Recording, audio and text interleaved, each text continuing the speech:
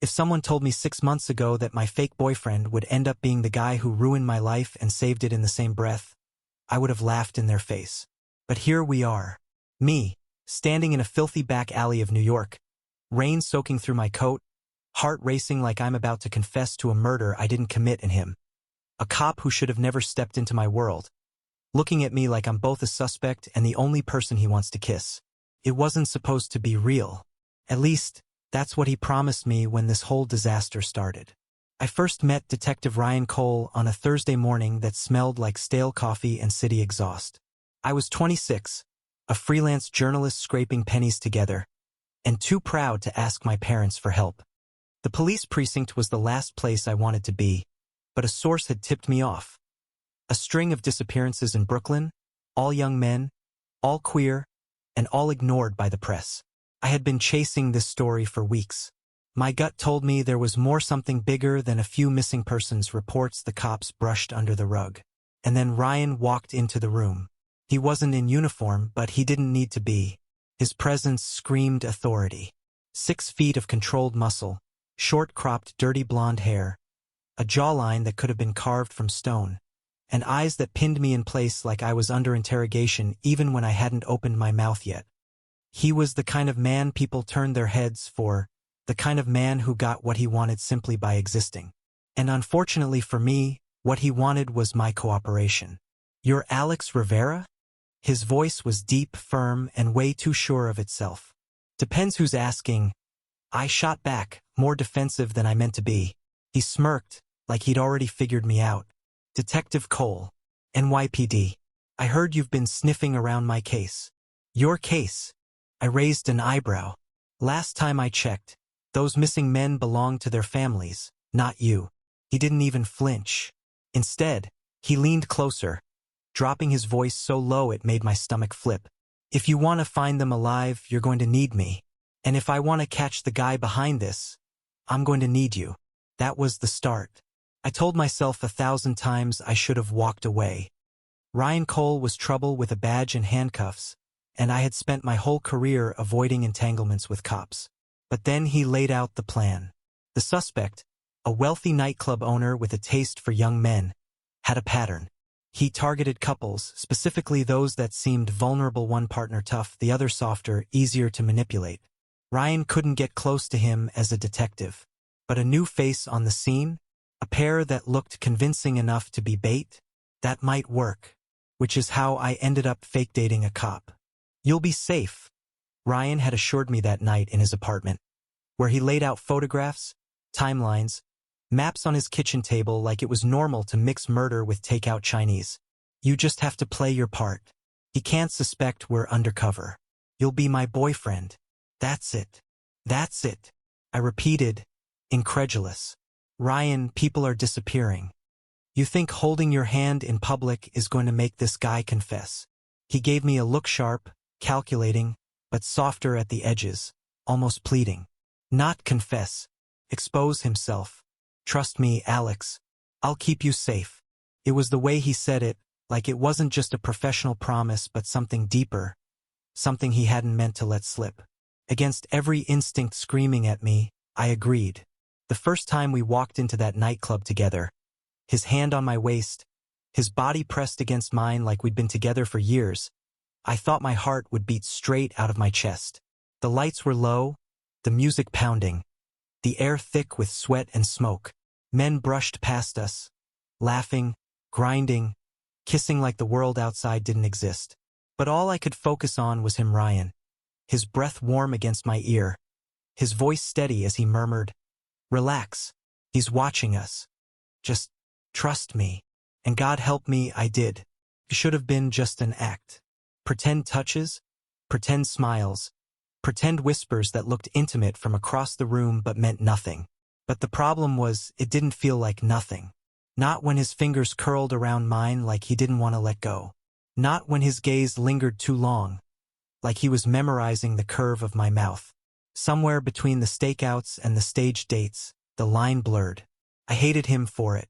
I hated myself more, because every time he touched me, I forgot this was a lie. Things got dangerous fast. The nightclub owner, Marcus Hale, was charming, calculated, and cruel beneath the surface. He invited us into his circle, tested us, probed for cracks in our story. And every time I thought I would slip, Ryan was there, grounding me with a squeeze of my hand or a low murmur only I could hear. But the closer we got, the clearer it became.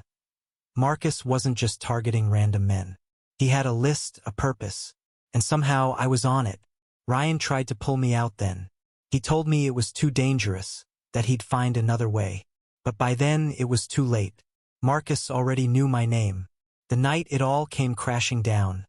The city was drowning in rain. Ryan had me pinned against the wall in that alley, his hand pressed against my chest to keep me still, his eyes blazing with something I couldn't read. "You're not going in there," he snapped, his voice rough. "You think this is a game? He wants you, Alex. You step through those doors, and I might not get you back." My throat tightened. I should have been terrified. I was terrified. But under the fear, there was something else, something I couldn't ignore anymore. "Then why the hell did you drag me into this in the first place?" I demanded, shoving at his chest. "Why me? You could have picked anyone, but you chose me. Don't pretend this was just about the case." He froze, rain dripping down his jaw, his breath coming harsh and fast. And then, softer, rawer than I'd ever heard him, he whispered, "Because it wasn't just the case." The world tilted. My heart stopped. And for a second, the case, the danger, the lies, all of it vanished, leaving only the two of us, standing too close, with nothing between us but the truth we'd been running from. That was the moment everything changed. I wish I could tell you it got easier after that confessing what was between us made the rest simple. But the truth? That was just the beginning of the chaos. Because once Marcus realized what we were hiding, he didn't just want to tear us apart. He wanted to use it against us. And love, I learned, can be the most dangerous weapon of all. The rain that night didn't stop. It pounded against the windows of Ryan's apartment, drowning the city in a storm that felt biblical. He had practically dragged me there after the argument in the alley, his grip on my wrist unrelenting, like if he let go, I would vanish into the darkness and never come back. I should have fought him. I should have stormed out. Instead, I let him shove me inside, slam the door, and press his back against it like he was barricading the world outside. "Ryan, don't." His voice cracked like a whip, sharp and final. He was soaked through, water dripping from his hair, his jacket clinging to his frame, and yet the heat radiating off him was unbearable. His jaw clenched, his chest heaving like he'd run a marathon. I swallowed, fists tight at my sides. "You don't get to tell me what to do. This isn't just your fight." His eyes snapped to mine, piercing and wild. "You think I don't know that? You think I don't see the way he's circling you like a goddamn predator? Marcus doesn't just want to use you. He wants to break you. And I am not going to let that happen." The words landed heavy between us, thick with something unspoken. "You care too much," I whispered before I could stop myself. Ryan's shoulders stiffened.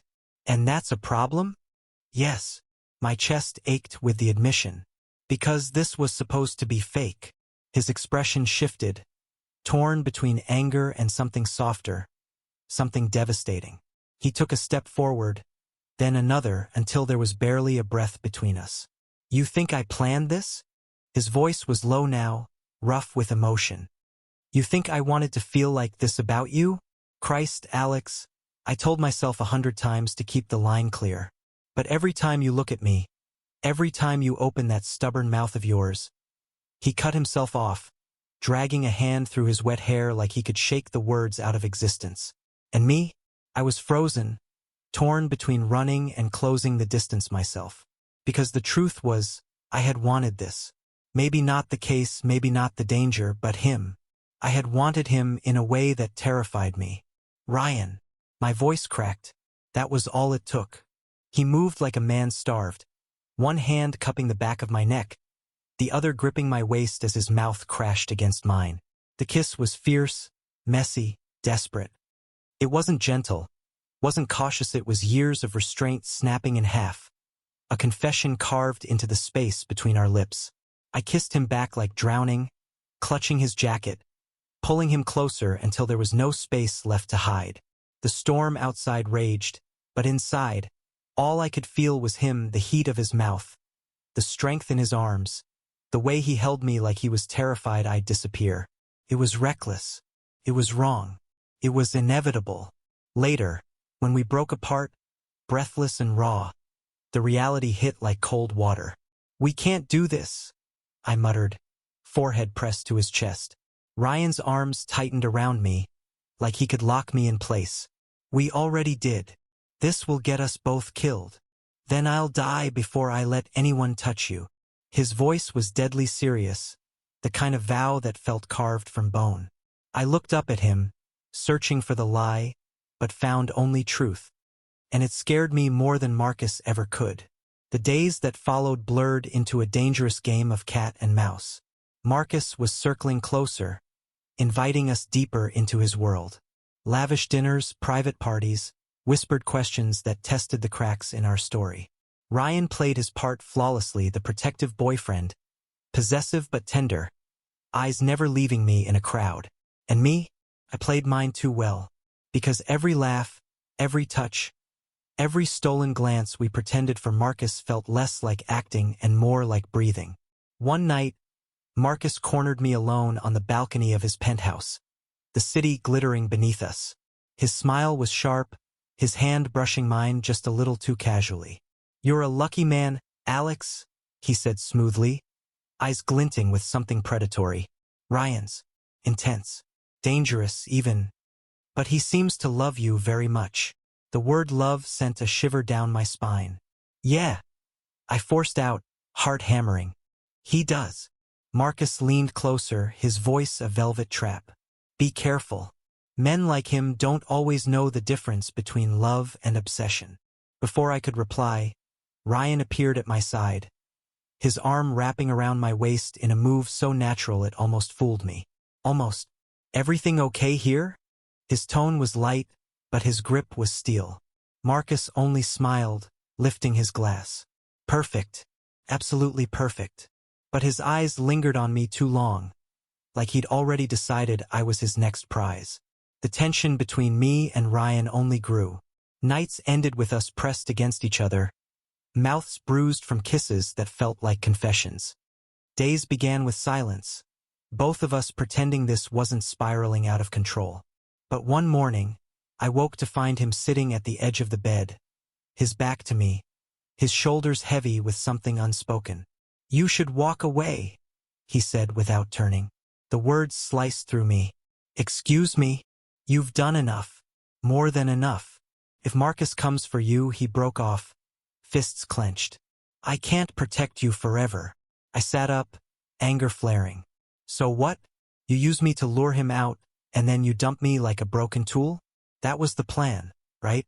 He spun, eyes blazing. "Don't you dare. Don't you dare think for a second that you were just a tool to me." "Then what am I, Ryan?" My voice cracked, but I didn't care. Because I can't keep doing this pretending it's all part of the job when it's not. Not for me. And sure as hell not for you. The silence that followed was suffocating. Then, softly, like it hurt to admit, he said, "You're the only thing that's kept me sane through this. You're the only thing that feels real anymore." And just like that, the anger melted into something worse, hope. The breaking point came sooner than either of us expected. Marcus invited us to his private estate upstate, a secluded mansion where the walls themselves seemed to watch. Ryan didn't want me to go. I didn't want to either. But saying no wasn't an option anymore. Marcus was circling closer, and if we backed out, he'd know. That night, as we dressed in front of the mirror in a fitted suit Marcus had sent, Ryan in a crisp black shirt that made him look more dangerous than ever, I caught our reflections and thought, we don't look like bait anymore. We look like a couple walking into a war we can't win. Ryan's hand brushed mine, subtle but grounding. "Stay close to me. No matter what." I nodded, heart in my throat. The mansion was a palace of shadows. Laughter echoed down hallways, champagne flowed, and yet everything felt off, like a mask hiding something monstrous. Marcus greeted us with open arms, too charming, too smooth. His eyes, however, never left mine. Dinner was opulent. Wine, crystal, conversations laced with double meanings. Ryan never relaxed, his hand never straying far from mine. I could feel the tension coiled in his body like a loaded gun. And then Marcus raised his glass, smiling like the devil himself. "To love," he said, his gaze flicking between us. "The most dangerous game of all." The table erupted in polite laughter, but Ryan's grip on my knee tightened under the table. I forced a smile, praying no one could see the terror crawling up my spine, because in that moment, I knew Marcus wasn't just playing with us. He was hunting us. And sooner or later, one of us wasn't walking out of here alive. Back in the guest room that night, Ryan locked the door, then turned to me with eyes that burned. "He knows," he said flatly. "He knows everything." I froze. "Then what do we do?" Ryan stepped closer, cupping my face in both hands, his thumbs brushing my jaw with heartbreaking tenderness. "We survive. Together." And then he kissed me again, slower this time, desperate, like it might be the last. What we didn't know was that Marcus was already setting the trap. And the only thing more dangerous than his obsession with me was the madness it awakened in Ryan. Because loving me, it turned out, didn't just make him reckless. It made him willing to burn the whole world down. The mansion felt like a cage the moment the doors closed behind us. Ryan paced the room like a man trapped in his own skin, every muscle tight, his eyes flicking to the window, the door, the shadows that seemed to breathe with us. I sat on the edge of the bed, my chest aching from the weight of everything we hadn't said out loud. "You're scaring me," I whispered finally. He stopped, his back to me, shoulders rigid. "Good, because you should be scared." The storm in his voice made my stomach twist. He turned, and his face was a battlefield: fear, fury, desperation, all clawing at once.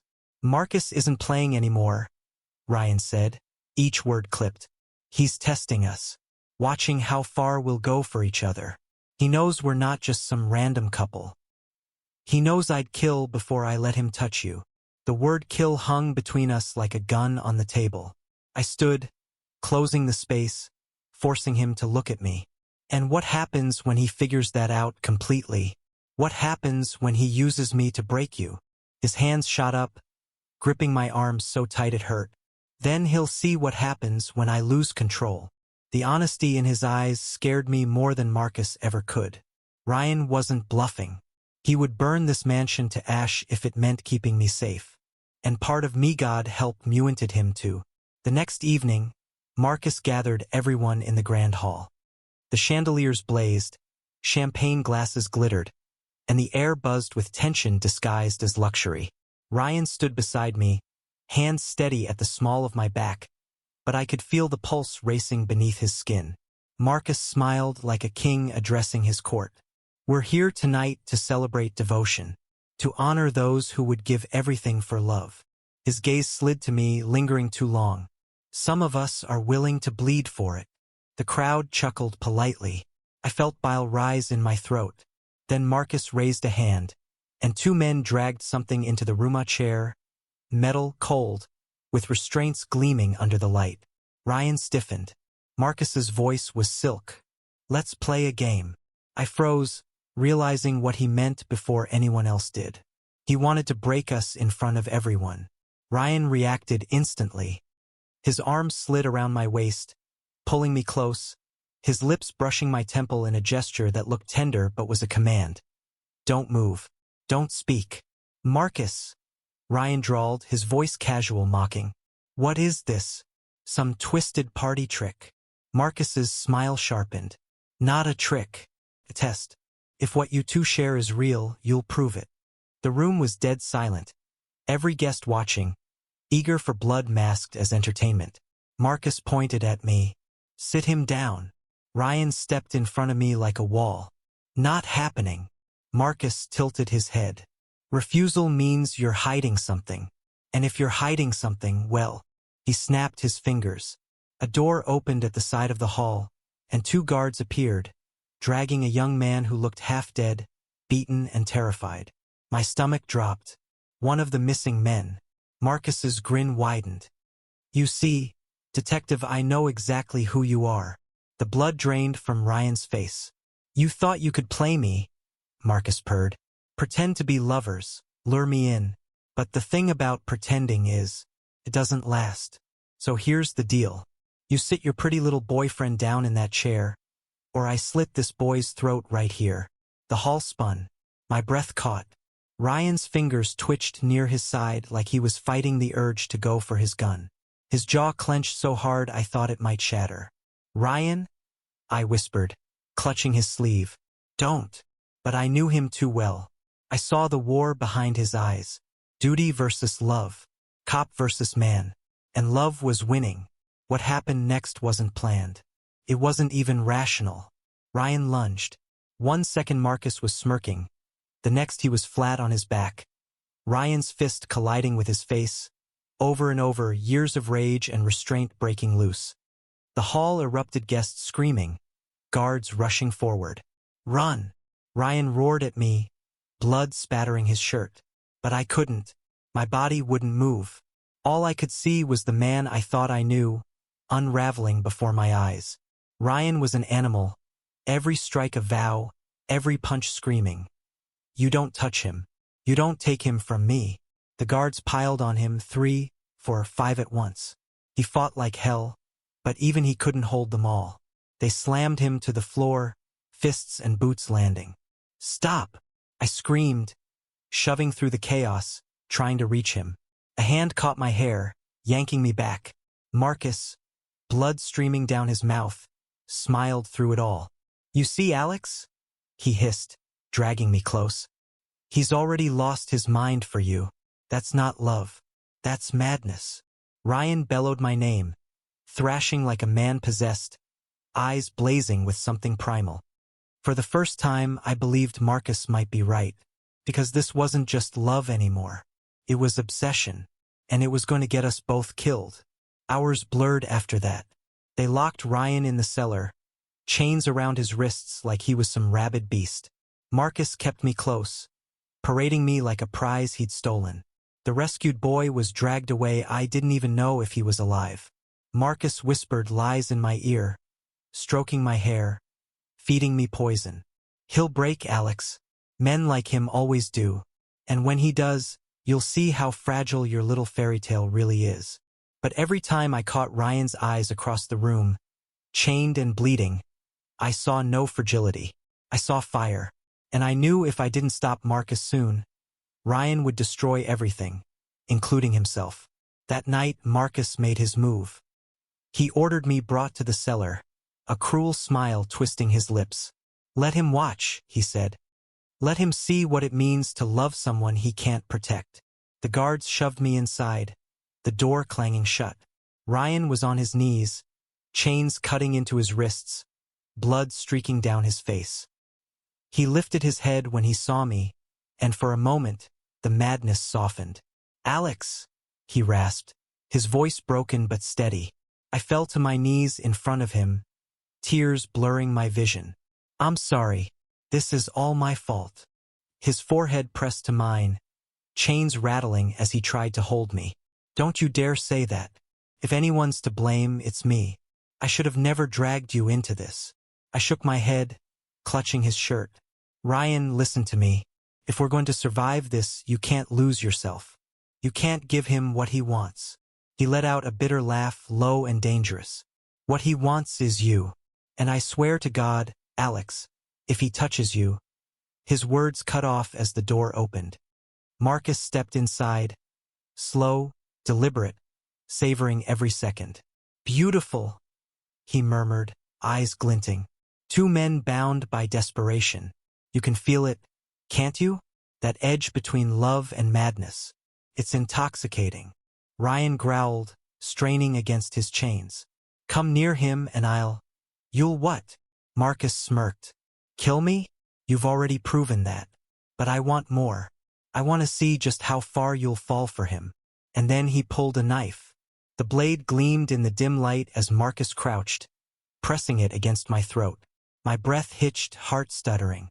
Ryan roared, yanking at the chains until blood poured from his wrists. His eyes were wild, feral, unrecognizable. "Please," I whispered, tears spilling. Marcus's smile widened. Yes, beg. Let him see what his love has reduced you to. But before the knife could bite deeper, something snapped not in the chains, but in Ryan himself. With a sound that was more animal than human, he wrenched forward, muscles tearing, metal groaning. The chains snapped from the wall with a crack that echoed like thunder. Marcus barely had time to react. Ryan was on him in a heartbeat, the knife clattering to the floor, fists raining down with unholy fury. Mine, he snarled, each blow punctuating the word. You don't touch what's mine. Blood spattered the floor. Marcus's laughter turned to screams. I stumbled back, horrified and yet unable to look away, because this wasn't the Ryan I knew. This was something darker, something born from love twisted into obsession. And as much as it terrified me, I realized one truth with bone-deep certainty. He would destroy the world to protect me. And maybe, just maybe, I wanted him to. Blood was everywhere. Marcus's, mostly. His body slumped under Ryan's fists, his once perfect smile broken into a grotesque mask of teeth and blood. Ryan didn't stop until I screamed his name. Ryan! Enough! He froze, chest heaving, knuckles raw and dripping red. His eyes, wild and unhinged, snapped to me. For one terrifying moment, I thought he didn't recognize me. Then, slowly, clarity crept back into his gaze, and he collapsed forward, trembling, the chains still clattering against his wrists. I rushed to him, grabbing his face in my hands. It's over, I whispered, though my voice shook. You did it. You saved me. But Ryan's expression was hollow. No, I almost lost myself. I almost lost you. Behind us, Marcus groaned, still alive but broken. Ryan's body tensed again, ready to finish it, but I gripped his shoulders tight. Don't, I begged. Don't give him the ending he wants. We walk out of here alive. Together. That word together encored him. Slowly, he let go of Marcus, the monster who had nearly destroyed us, and turned his full focus on me. We barely made it out. Sirens wailed in the distance as backup called secretly by Ryan before we were dragged to the cellar finally stormed the estate. The police swarmed in, hauling Marcus and his guards away. Reporters gathered outside like vultures. Ryan kept his hand on me the whole time, shielding me from the chaos, refusing to let me go. Not until we were finally in the ambulance, doors shut, city lights flashing through the rain-streaked windows. He sat beside me, silent, his clothes soaked with blood and rain, his hands trembling. You're bleeding? I murmured, reaching for him. It's not mine, he whispered hoarsely. That truth was worse than any wound. The weeks after felt like waking from a nightmare you weren't sure was real. Marcus was locked away, his empire dismantled, the missing men freed. My articles exploded across the papers, every word dripping with the truth Ryan had fought so hard to protect. But the story that consumed me wasn't the one I published. It was the one I lived, the one about a cop who pretended to love me and then forgot it was supposed to be pretend. Ryan was suspended, of course. There were inquiries, reports, endless questions about his methods. I visited him in his apartment one night, finding him sitting in the dark, a bottle of whiskey untouched beside him. He didn't look up when I entered. You shouldn't be here. Why not? Because I lost control. Because I nearly killed a man in front of you. Because you deserve better than someone who can't tell the difference between love and obsession. My heart cracked at the self-loathing in his voice. I crossed the room, dropping to my knees in front of him, forcing him to see me. You think I don't know who you are by now? You think I don't know what you're capable of? My voice trembled. Ryan, you didn't lose control. You fought for me. You protected me when no one else would. His eyes, tired and haunted, locked onto mine. And what if that makes me dangerous? I leaned closer, pressing my forehead to his. Then I'll take dangerous as long as it's you. His breath shuddered out, and for the first time since that night, he let me pull him into my arms. Healing wasn't easy. Some nights, he woke drenched in sweat, his hands shaking, his breath ragged. Some nights I did. But we learned to wake each other gently, to whisper each other back from the dark. One morning, months later, the city was calm. Sunlight spilled through my apartment window, warm and golden. Ryan stood in the kitchen, barefoot, hair messy, making coffee with a focus that was almost comical. I leaned against the doorway, watching him. It struck me then, with sharp, breathtaking clarity, how ordinary this moment was. How safe. How ours. "You're staring," he said without turning. "Maybe I like what I see." He glanced over his shoulder, a small smile tugging at his lips. "Careful. I might start thinking this thing between us is real." I crossed the room, wrapping my arms around his waist from behind. "It is real, Ryan. It always was." He stilled, then turned, cupping my face like he was memorizing me all over again. "You're sure?" I nodded, heart steady for the first time in months. "I don't care how it started. You're not my fake boyfriend anymore. You're just mine." His kiss was softer this time, free of desperation, full of promise. And for once, the world didn't feel like it was collapsing. The case faded from headlines. People moved on. But we didn't. We built something out of the wreckage, messy, fragile, beautiful. Some days, I still saw the madness in his eyes when someone mentioned Marcus's name. Some days, he still flinched at his own reflection. But then he'd catch me watching him, and he'd smile, and it was enough. Because love isn't about pretending. It isn't about playing roles. It's about choosing each other, again and again, even when the world tries to break you apart. And Ryan Kalami Cop, who went crazy after pretending to be my boyfriend, chose me. Every day, every time, always. A year later, we were back in Brooklyn, sitting on the steps of my apartment, the summer air thick with city noise. Ryan had his arm draped over my shoulders, lazy and warm, his laughter rumbling in my chest as I told him some stupid story from work. "You know," I said, nudging him, "if you hadn't barged into my life with your badge and your impossible jawline, none of this would have happened." He smirked, kissing the side of my head. "You're welcome." I rolled my eyes, but I couldn't stop smiling. Because somehow, through the lies and the danger and the madness, we'd found something real. Something worth every scar. And for the first time in a long time, I believed in happy endings. Not perfect ones. Not easy ones. But ours. Thank you for listening. If you find it interesting, please like and subscribe to follow the next stories.